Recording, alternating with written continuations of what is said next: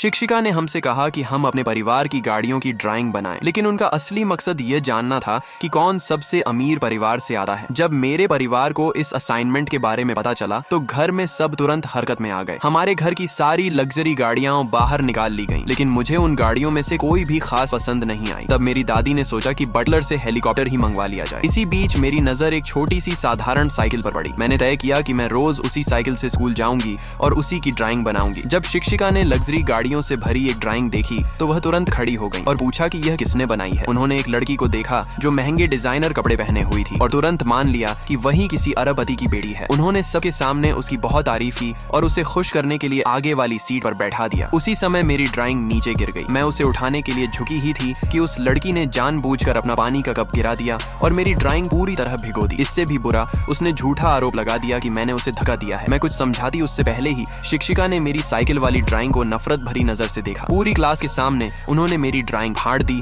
और मुझ पर अपनी क्लासमेट को तंग करने का आरोप लगा दिया। मैं बहुत बेबस महसूस कर रही थी। मैं कुछ भी नहीं कर पाई और चुपचाप सजा स्वीकार कर ली। मेरी माँ ने हमेशा कहा था कि सिर्फ इसलिए खास व्यवहार की मांग मत करो क्योंकि वह सबसे अमीर महिला है। उस दिन बाद में शिक्षिका क्लास में बच्चों के लिए केक लेकर आई। मेरी हैरानी की बात यह थी कि उन्होंने हर बच्चे को केक दिया, लेकिन जब मेरी बारी आई तो उन्होंने मुझे पूरी तरह नजरअंदाज कर दिया। उन्होंने मेरा केक भी उसी लड़की को दे दिया जिसने मेरी जगह बनने की कोशिश की थी। मैंने शिक्षिका से पूछा कि मुझे केक क्यों नहीं मिला। उन्होंने मना कर दिया और कहा कि मैंने दूसरी छात्रा को परेशान किया है, इसलिए मुझे कुछ नहीं मिलेगा। उस रात जब मैं घर पहुंची तो बहुत उदास थी। मेरी माँ ने पूछा क्या हुआ। मुझे डर था कि उन्हें पता चलेगा कि स्कूल में मेरे साथ बुरा व्यवहार हुआ है, इसलिए मैंने झूठ बोल दिया कि मेरा टेडी बियर टूट गया है। लेकिन माँ तुरंत समझ गई कि मैं झूठ बोल रही हूँ। अगले दिन वह खुद मेरे स्कूल गई। जैसे ही शिक्षिका ने शहर की सबसे अमीर महिला को स्कूल में आते देखा, वह तुरंत उनकी खुशामद करने दौड़ पड़ी। तभी उन्हें क्लासरूम से बहस की आवाज सुनाई दी और वे उधर चली गईं। शिक्षिका लगातार शिकायत कर रही थी कि मैं बहुत बदतमीज हूँ और हमेशा उनकी बेटी को तंग करती हूँ। मेरी माँ ने हैरानी से शिक्षिका की तरफ देखा